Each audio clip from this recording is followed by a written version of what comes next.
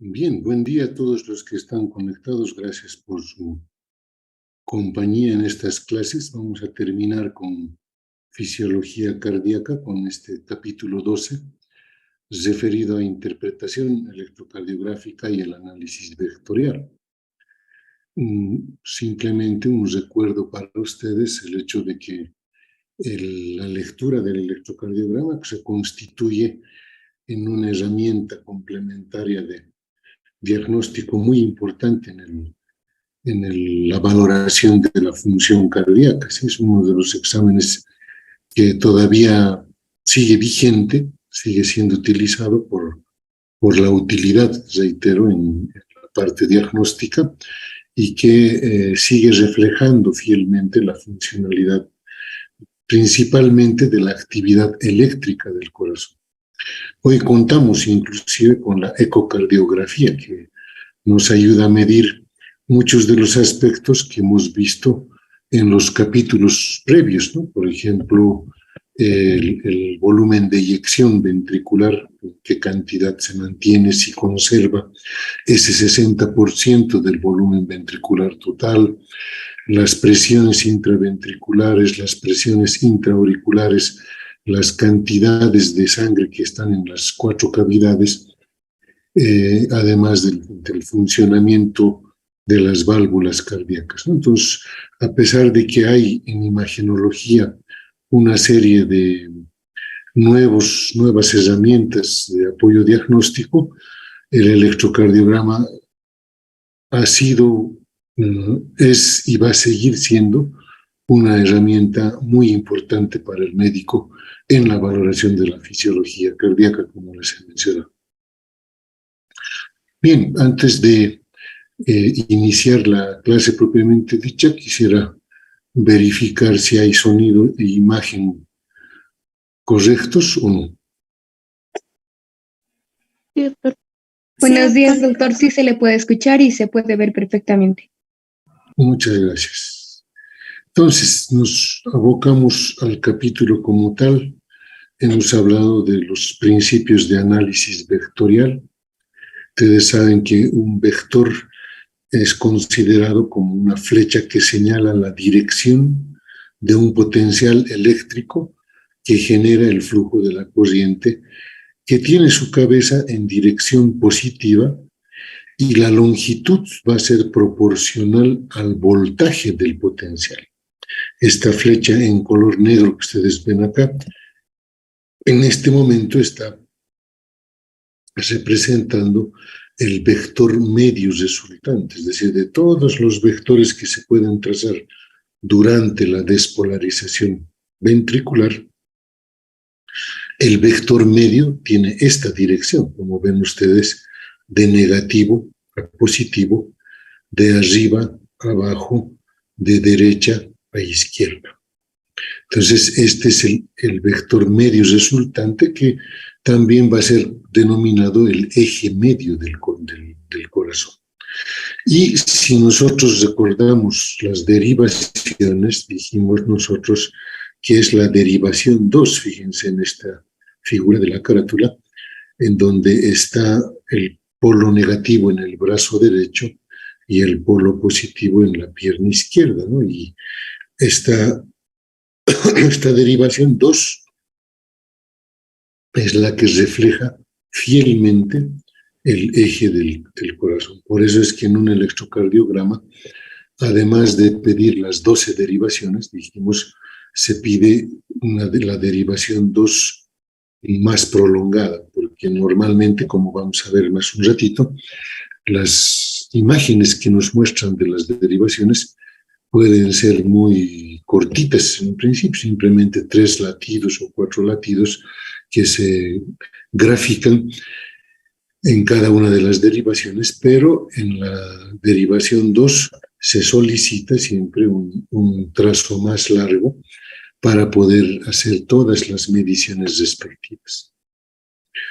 Bien, entonces ese vector medio resultante resulta ser el eje del corazón, el vector QRS medio, que representa casi la misma dirección que la derivación 2. Si ustedes se fijan acá, una vez que sumamos todos los vectores resultantes de la función de despolarización miocárdica, principalmente en los ventrículos y sobre todo en el ventrículo izquierdo, que es el de mayor masa muscular, pues durante la mayor parte de la despolarización o contracción ventricular, la punta del corazón sigue siendo positiva en relación a la base. ¿A qué nos referimos a esto? Fíjense, ya se está despolarizando el tabique, ya está ingresando ese estímulo hacia la parte endocárdica o superficie endocárdica de ambos ventrículos y posteriormente va a viajar a la superficie epicárdica, ¿verdad? Cuando está en plena contracción, si ustedes quieren, o el inicio de la despolarización, el eje vector medio es este, ¿sí? Está siempre con la punta del corazón en positivo, como dice acá, en relación con la base. Y Guyton nos da un valor del eje medio o del eje del corazón que se dice está a 59 grados, ¿no? No se olviden que en el diagrama que utilizamos para los grados, fíjense, es el vector de la derivación 2, es este que está a 60 grados, ¿no? Entonces, de 59 a 60 grados, pues es prácticamente lo mismo. Entonces, en este sistema de referencia hexagonal que vamos a utilizar para el cálculo del eje, esta figura del lado derecho es lo que ustedes tienen en su libro de Guyton, en donde están identificadas las derivaciones. Fíjense, la derivación 1, horizontal a 0 grados, ¿ya? La derivación 1, horizontal a 0 grados, la derivación 2, perdón, oblicua a 60 grados, más o menos, fíjense, y la derivación 3 siempre, ¿no?, de negativo a positivo, a 120 grados acá. Y también podemos nosotros situar a las derivaciones unipolares aumentadas de los miembros, ¿no? Y resulta ser que ABR, ABF y ABL son, digamos, perpendiculares a las otras derivaciones, ¿no? Por ejemplo, la derivación 1 horizontal tiene su perpendicular en ABF, fíjense. ABF va de negativo positivo a 90 grados exactamente, y resulta ser la perpendicular de la derivación 1, es decir, una perpendicular por definición es aquella línea que cruzando a otra forma un ángulo de 90 grados, ¿verdad? Entonces, la ABF es la perpendicular de la derivación 1. La derivación ABR, que es la única que va en contra, hemos dicho, ¿verdad?, va en su polo negativo abajo y su polo positivo arriba, y por ello todo el trazo es negativo, dijimos, en ABR. Fíjense que esta ABR es la perpendicular de la derivación 3. Sí, es la perpendicular exacta de la derivación 3. Y para la derivación 2, fíjense, está ABL como su perpendicular exacta, es decir, cruzando estas líneas y formando los ángulos de 90 grados, como es el concepto de una perpendicular. Y dijimos nosotros, para fines didácticos, de que entre 0 grados, ¿no?, desde la derivación 1, fíjense, a 90 grados de la derivación ABF, debería ser considerado como un rango de normalidad para el eje del corazón. El organismo no es, digamos, como si fuese un robot, ¿no? Es decir, tiene que estar en 59 grados el eje y recién vamos a decir que el eje es normal, ¿no? Y después dirán, entonces 58 ya está desviado, a 60 ya está desviado, a 70 ya hay desviación, a 30 grados ya está desviado. No. Entonces, en fisiología médica siempre es bueno que ustedes entiendan que hay rangos de normalidad, ¿no? Así como cuando nos dicen cuánto es la frecuencia o la frecuencia de descarga del nódulo sinusal, 72 por minuto, o sea, 75 es taquicardia, 60 es bradicardia. Entonces, el rango de normalidad de la frecuencia cardíaca va de 60 latidos a 100 latidos por minuto. Y en ese rango, lo que dispare, la frecuencia de disparo del nódulo sinusal es normal. ¿Sí? Nuestra frecuencia cardíaca puede ser 60 y ser normal, puede ser 70 y ser normal, puede ser 90 y ser normal, o 95, 85, etc. Entonces hay que aprender los valores de rangos de normalidad. Y eso es lo que estamos expresándoles acá cuando les decimos que en este cuadrante, donde caiga el vector resultante, es el rango de normalidad. Entonces, para ello, el análisis vectorial se hace en las derivaciones. Fíjense, aquí está la derivación 1 y la derivación 2 enfocada acá. ¿Ya? Entonces, aquí está, fíjense, la derivación 2, la derivación 1 y su vector resultante puede ser este. ¿Ya?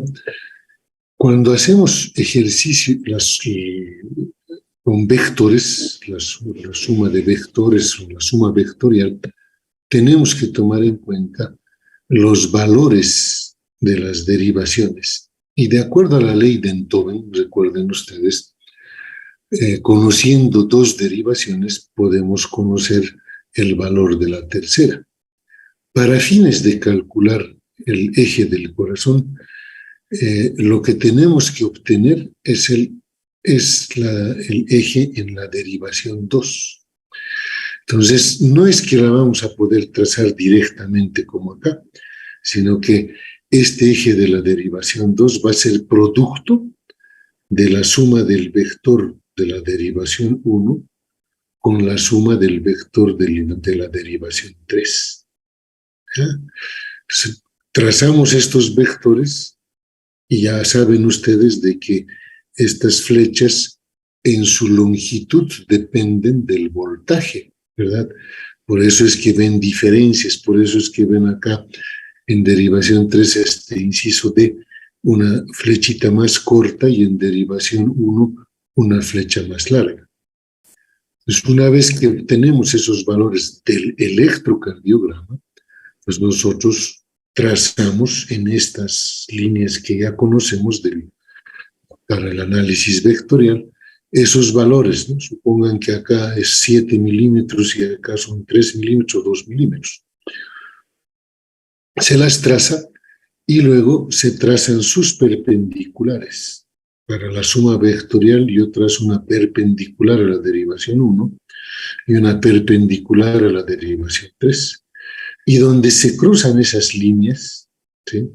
Yo digo, ahí está el vector resultante. ¿Eh? Entonces, fíjense acá normalmente el eje de la derivación 2 debería ir a 60 grados, pero en este caso nuestro vector resultante está más hacia la izquierda. Entonces puede estar, por decirse, a 45 grados, por ejemplo, pero sigue siendo un eje cardíaco normal, ¿no? Entonces, es bueno entender eso. Ahora vamos a volver a ver cómo la despolarización o contracción de los ventrículos va teniendo, fíjense, una serie de representaciones acá. Cuando empieza el tabique a despolarizarse, fíjense, ya se pinta en las tres derivaciones voltajes. Principalmente nos interesa el 1 y el 3. Aquí está el 1 representando este voltaje y la derivación, en la derivación 3, este voltaje.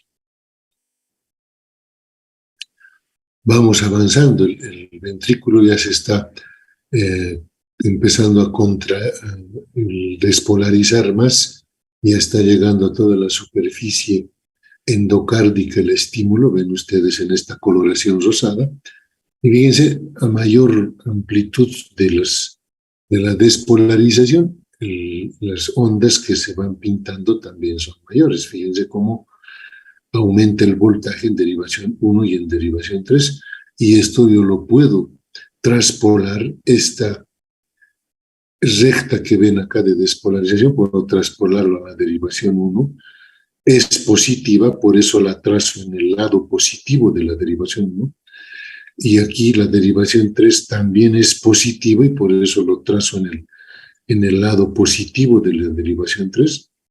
Hago las líneas, trazo las líneas perpendiculares, fíjense, y busco la derivación 2, y en este momento, en donde se podría decir, digamos que casi la mayor parte del ventrículo está despolarizándose, el eje ya está casi similar a la derivación 2 a 60 grados.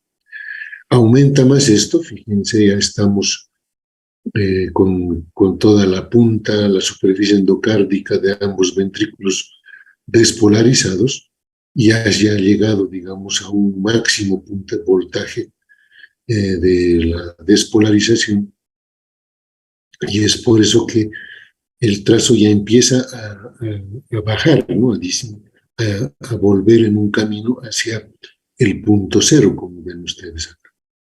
Es igual, nosotros seguimos midiendo esta longitud en derivación 1, en derivación 3, y vamos a ver que seguimos estando casi con el eje normal del corazón de 59 grados. Ya cuando se ha despolarizado más del 95% del miocardio, fíjense, en muchos casos el complejo Q, R, el RS principalmente. Acá fíjense cómo el RS en este caso ya tiene una parte positiva por encima del voltaje cero y una parte negativa por debajo del puntaje cero.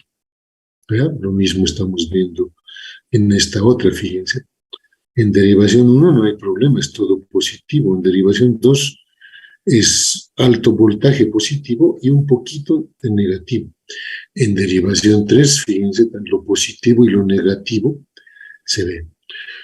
¿Por qué les hago énfasis en esta diferencia o aparición de parte positiva y parte negativa? Porque para fines del ejercicio vectorial, cuando ustedes hagan la práctica de electrocardiograma con sus docentes, para hacer el trazo en estos ejes, yo tengo que hacer una suma algebraica del complejo QRS, ¿no? Porque, por ejemplo, acá es todo positivo, fíjense, no hay nada negativo, el ventrículo ya está totalmente 100% despolarizado. Entonces yo puedo medir esto. Si en el papel milimetrado donde está nuestro registro electrocardiográfico esto mide 5 milímetros, entonces yo aquí trazo también una línea de 5 milímetros. Esta misma distancia, esta misma altura, yo la voy a trazar en derivación 1 positivo, el lado positivo porque está marcando una onda totalmente positiva. En cambio, en derivación 3, fíjense, supongan esto que tengo como R positivo, digamos, unos 5 milímetros también, digamos, casi la misma altura, pero tenemos una parte negativa. Entonces yo tengo que decir, por ejemplo, si la parte negativa es 2 milímetros o 3 milímetros, pongamos, yo tengo que decir que mi onda RS tiene más 5 de positividad, menos 3 de negatividad. Entonces, para fines de trazar acá, ¿cuánto voy a trazar? ¿5 o 3? No, pues más 5 menos 3, ¿cuánto queda en la suma algebraica? Más 2. ¿Verdad? ¿Recuerdan eso? Creo que eso se hayan olvidado de colegio, ¿sí? Entonces, ese más 2 yo trazo acá, en el lado positivo de la derivación 3. 2 milímetros, mi vector, y aquí 5 milímetros mi vector de la derivación. Trazo las perpendiculares de las dos líneas y donde se cruzan esas perpendiculares, ahí está mi vector resultante o ahí está la derivación 2 resultante, porque de acuerdo a la ley de Enthoven, si conozco dos derivaciones, en este caso, si conozco la 1 y la 3, puedo inferir, puedo conocer la tercera derivación, en este caso, la derivación 2, que es la que yo busco porque es la que está relacionada con el eje del corazón. Hemos hablado de las ondas P y T, esto simplemente de repaso.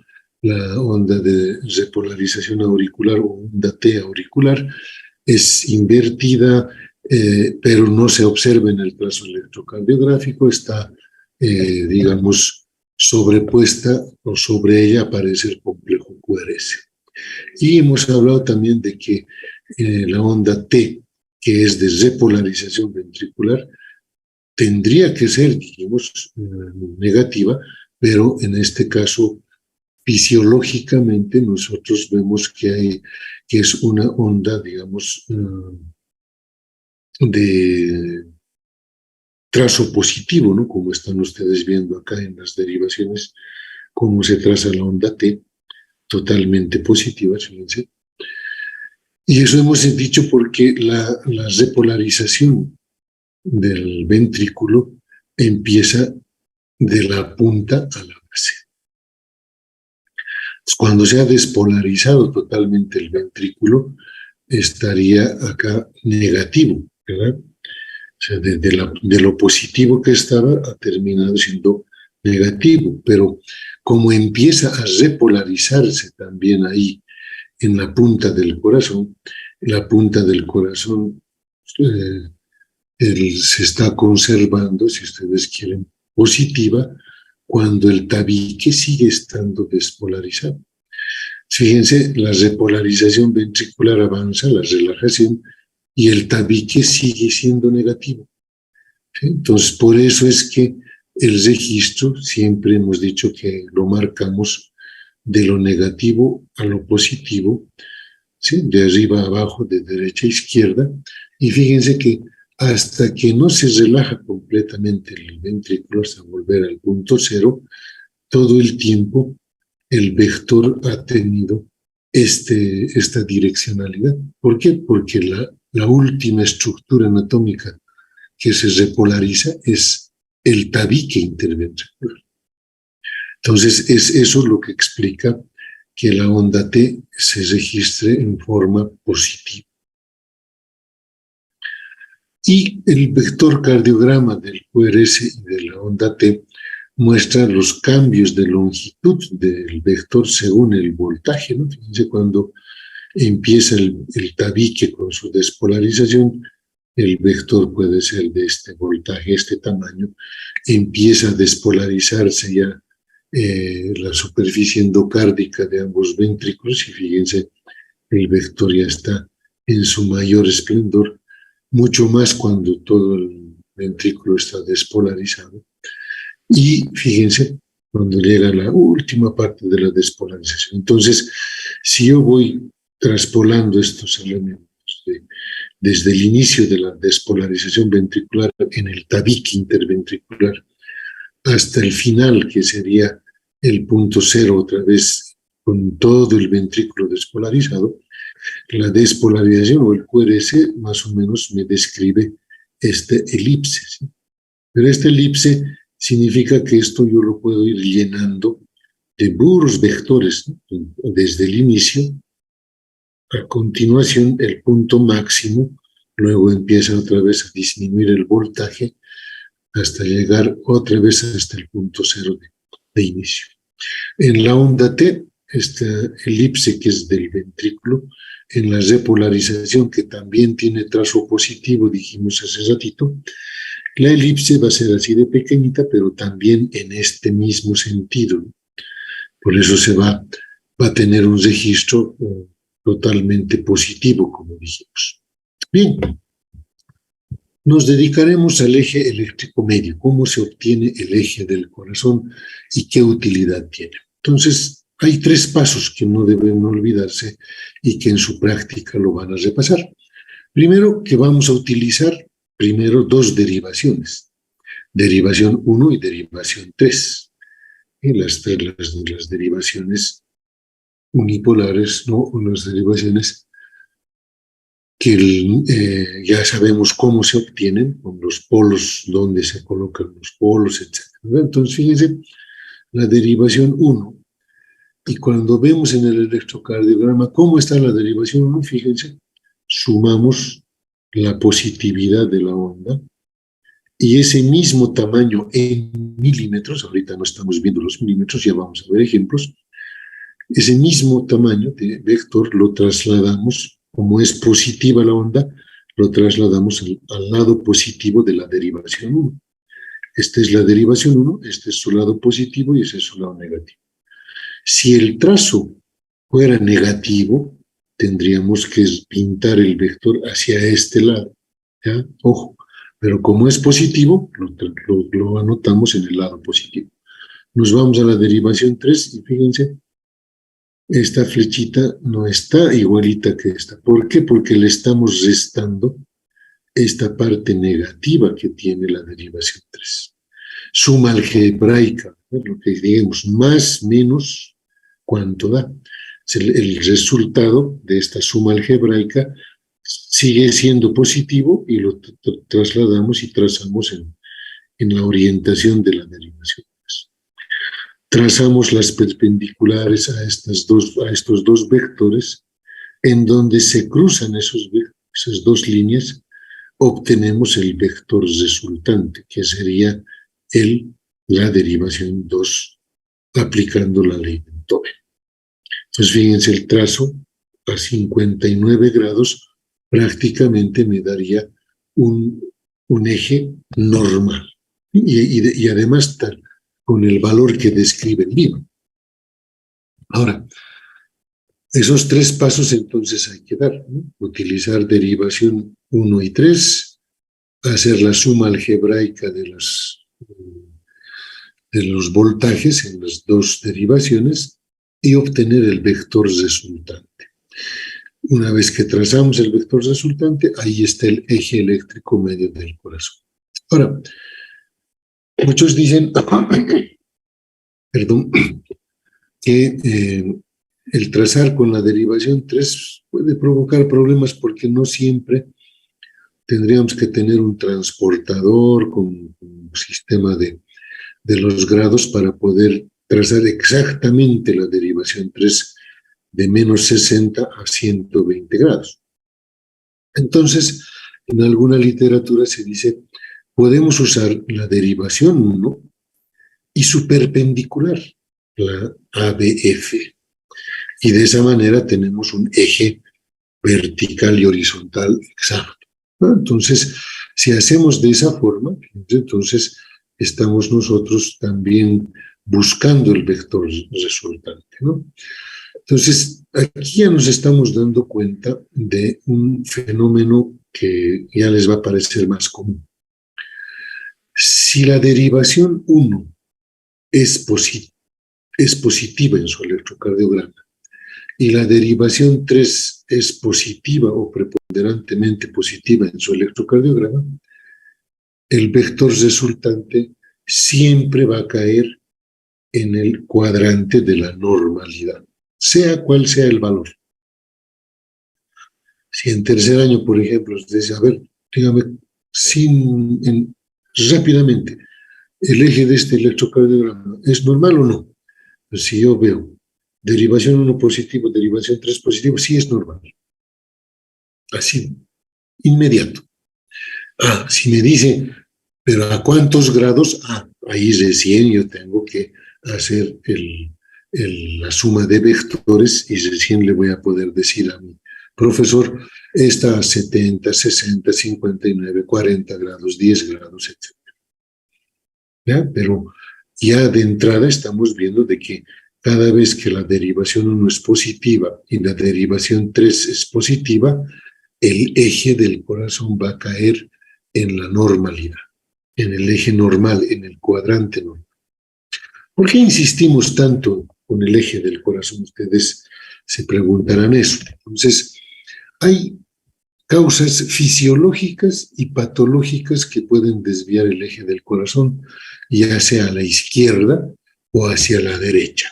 ¿Sí? Entonces, fisiológicamente se dice que una expiración profunda, expiración, cuando botamos todo el aire de los pulmones,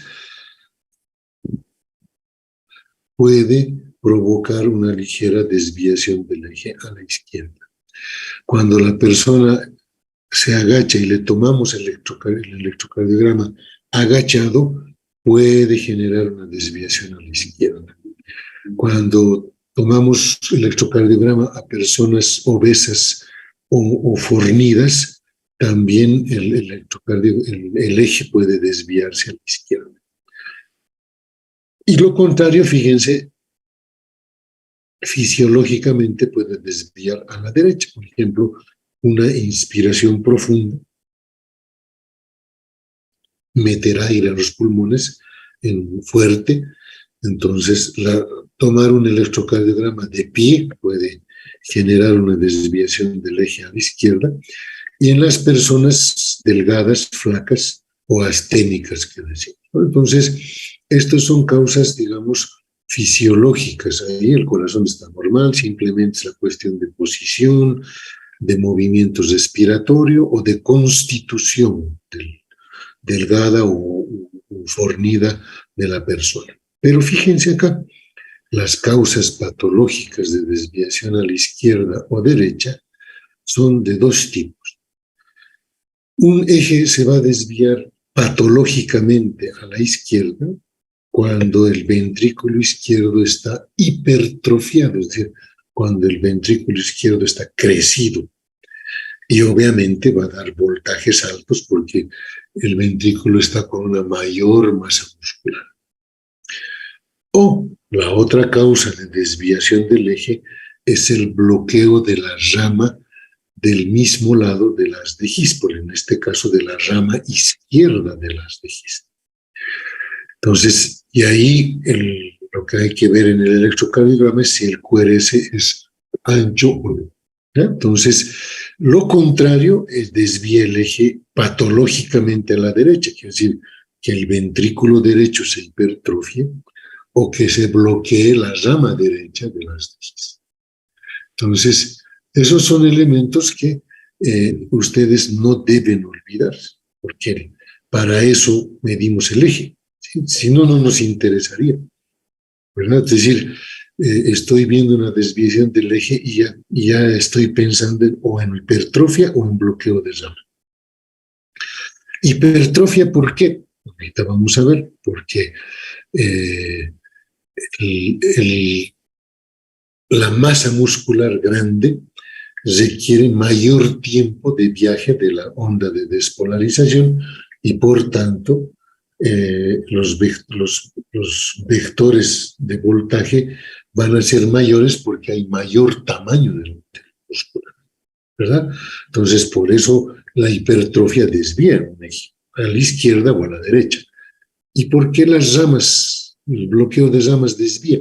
Porque si yo estoy con bloqueo de mi rama izquierda, quiere decir que el estímulo no está pasando a las fibras de Purkinje de mi ventrículo izquierdo. Entonces, ¿qué va a pasar? La rama derecha está normal, va a pasar todo el estímulo al ventrículo derecho y una vez que esté despolarizando al ventrículo derecho, recién va a poder pasar al ventrículo izquierdo, porque la rama izquierda no está pasando estímulo. Entonces, va a tomar el doble de tiempo, fíjense. Pero primero la rama derecha va a hacer su función con el ventrículo derecho y recién va a poder compensar al ventrículo izquierdo. Por eso el complejo QRS se ensancha. Le toma más tiempo hacer la despolarización ventricular. El complejo QRS se ensancha. Ahora, ¿cómo puedo definir si es hipertrofia o es bloqueo? acabamos de decir un detalle importante. En hipertrofias, los voltajes que se manejan son mayores, los vectores son más grandes, por lo tanto, en el trazo, en nuestro electrocardiograma, van a ser grandes. Fíjense acá, por ejemplo, en esta desviación a la derecha, fíjense esta onda S. El complejo QRS es este. Es R chiquitito y una S profunda. Y si nosotros vemos en el fondo esos cuadraditos, esa cuadrícula más tenue y la cuadrícula más oscura, fíjense, aquí fácilmente hay 5, 10, 20, 25, 30 milímetros que mide esta onda S.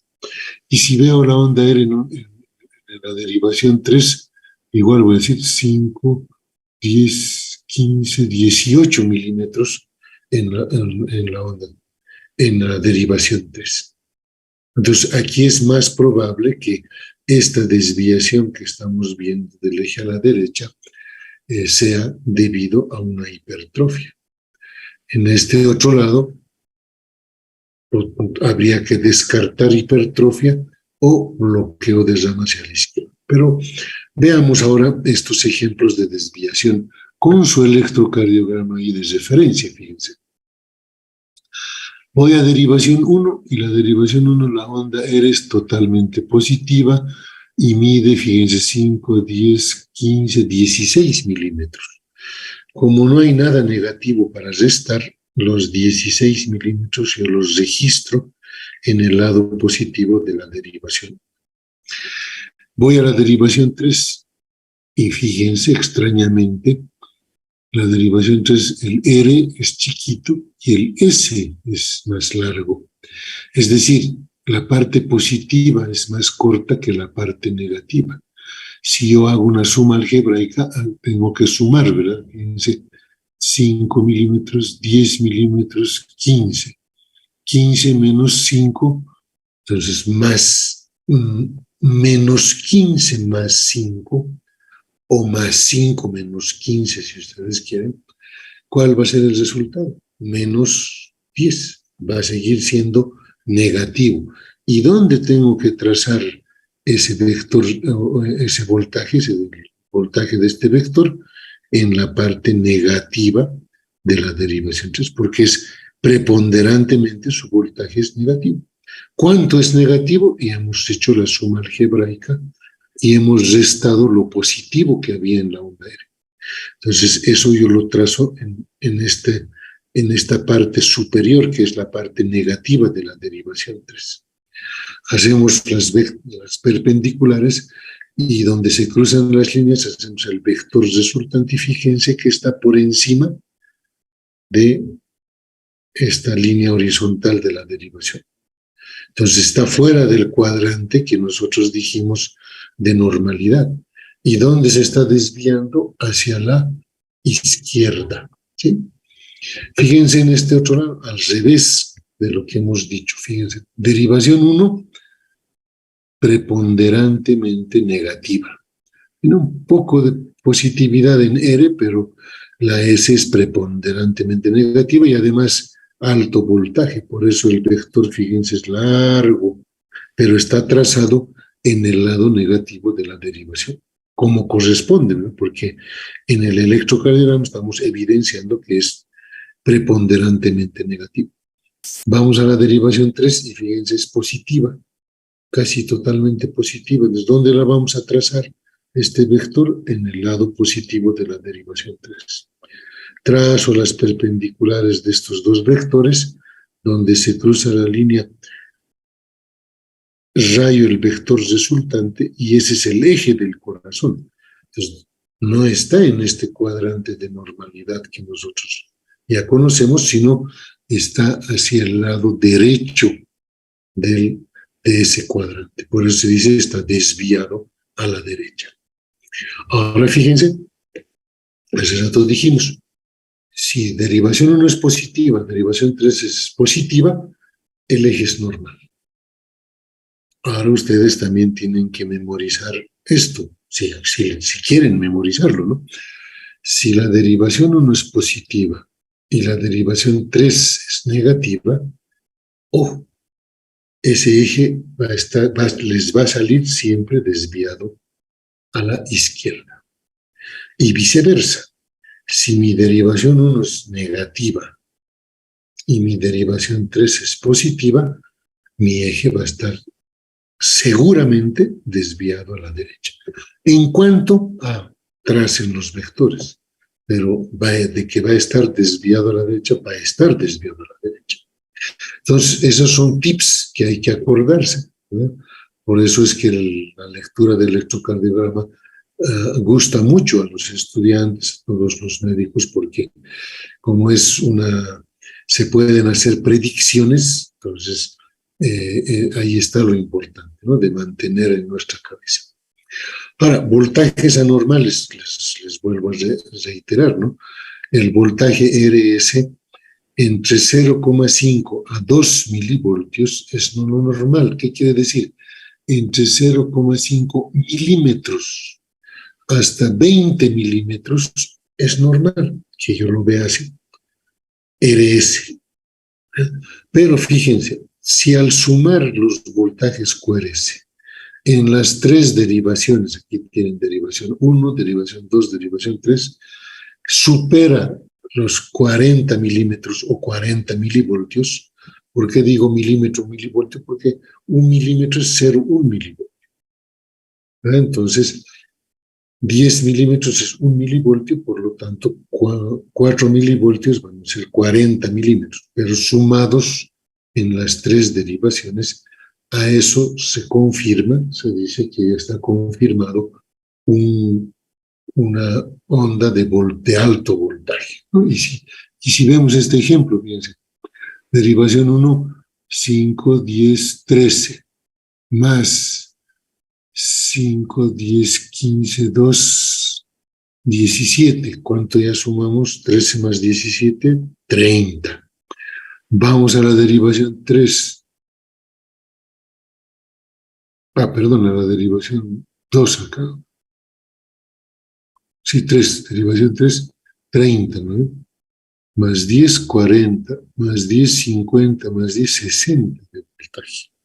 Entonces, estoy sumando en las tres derivaciones y el voltaje sobrepasa los 4 milivoltios. Entonces, estas son ondas de alto voltaje, más típicas de una hipertrofia ventricular. La causa es una hipertrofia ventricular. Ahora, si vamos acá, fíjense, este otro ejemplo, en la derivación B4, B5, B6, fíjense el ancho de nuestro QRST, pero fíjense principalmente el RS. Cuando el RS está con, hemos dicho, 2 a 3 milímetros, perfecto. Sobrepasa eso, entonces recién decimos que el QRS está ensanchado. Entonces, en estos casos solamente estamos viendo voltajes, altos voltajes. Pueden haber también bajos voltajes. Fíjense, es el electrocardiograma que apenas se ven las ondas.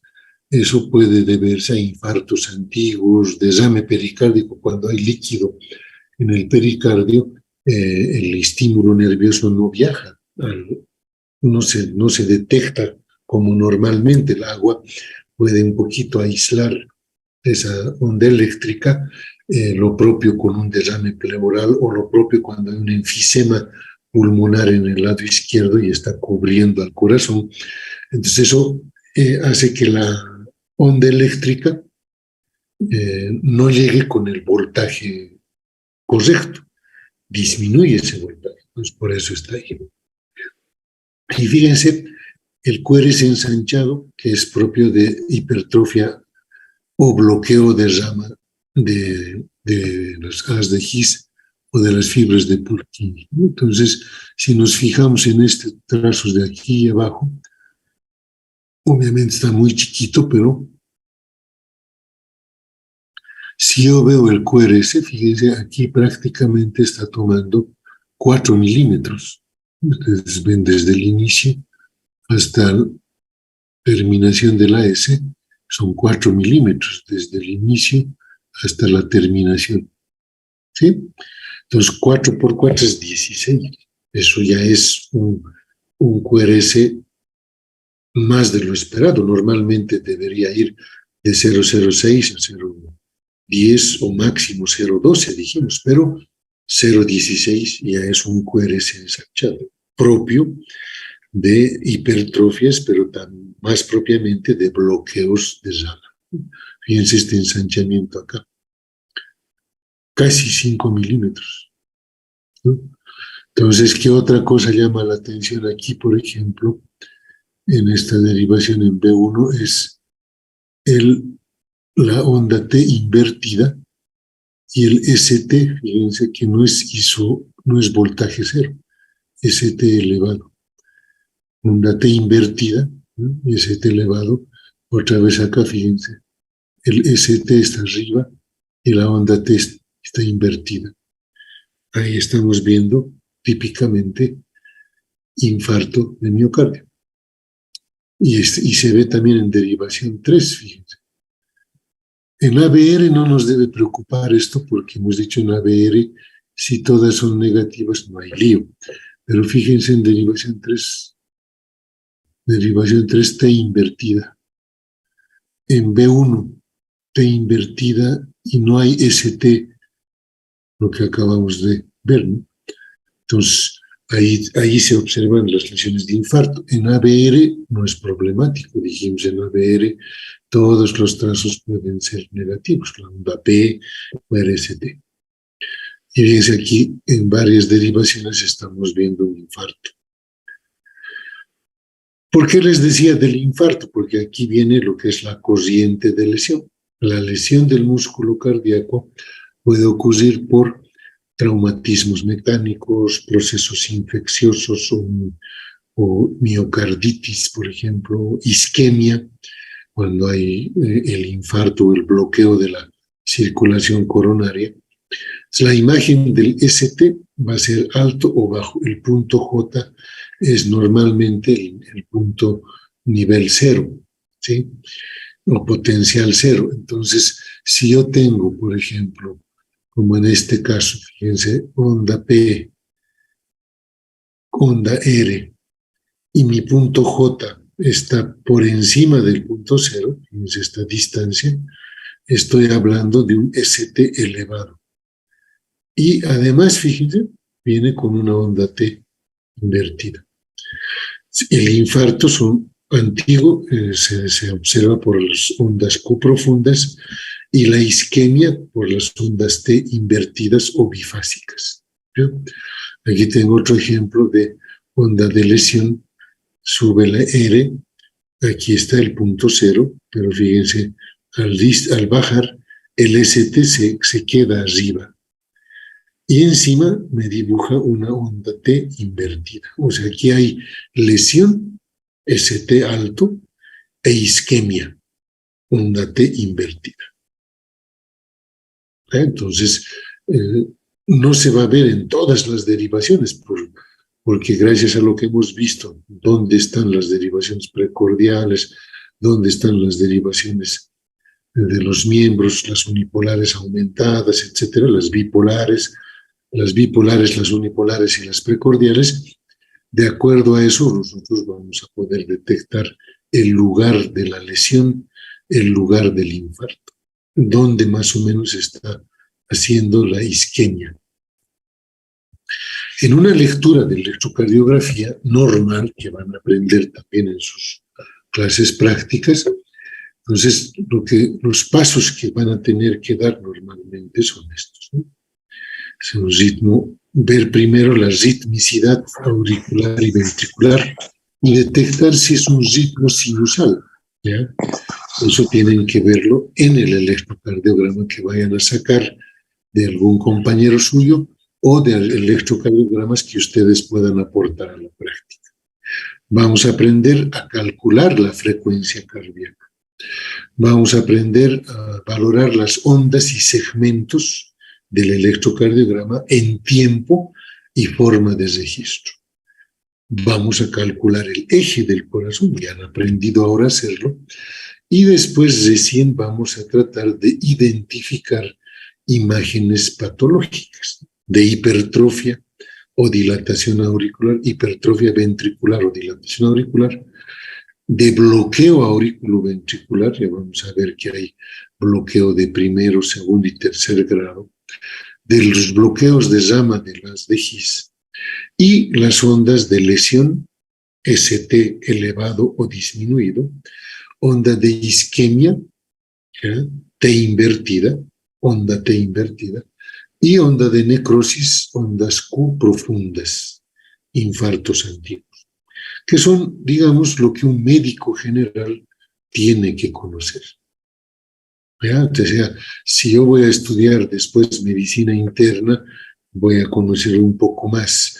Si yo voy a ser cardiólogo, ahí tengo que dominar la lectura de un electrocardiograma en todas sus variaciones.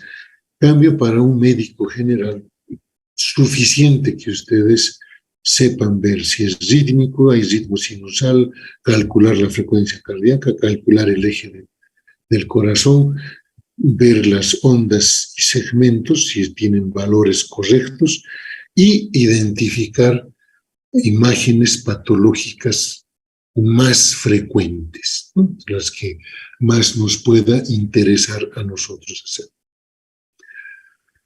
Bien, entonces les voy a subir, hemos quedado 2 videos para que ustedes puedan repasar también.